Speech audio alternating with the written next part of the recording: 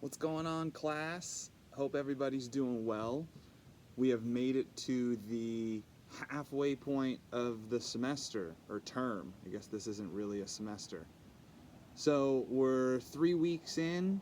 We're on to week 4. We're continuing our discussion this week about the white power movement. I look forward to being able to get through your midterms. I should be able to get those graded by the end of this week, along with the thought videos that you all submitted. For this week, you have another paper that's due, and we're finishing our discussion about White American Youth by Christian Picciolini. So I hope you guys are finding that material interesting. What I wanted to the direction I wanted to point you in this week is a little bit different than last week. Last week, I wanted you guys to kind of get a little bit of a feel for the background of the white power movement, and the podcast that I signed last week hopefully did that.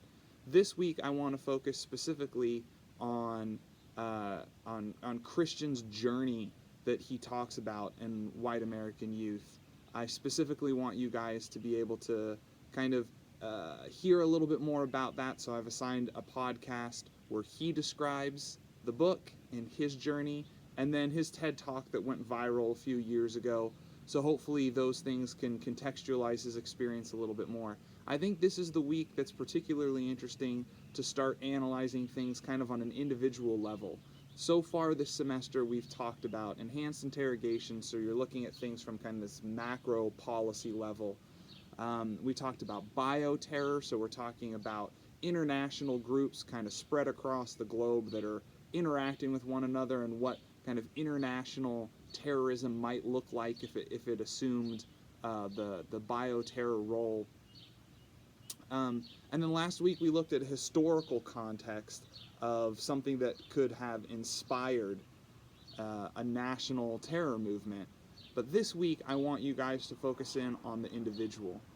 What brings an individual into participation in a terror group? And I think Christian's story is an interesting one because we're looking at a terror group within the United States.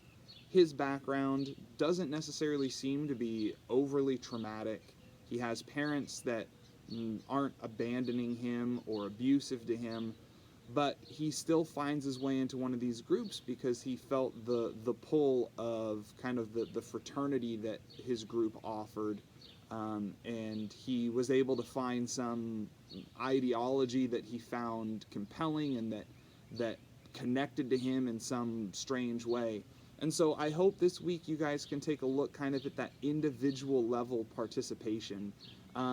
The White American Youth can be your jumping off point if you want to move from there into a different terror group, if you're not interested in kind of the neo-Nazi movement, the skinhead movement that he participated in, or the white power movement as a whole.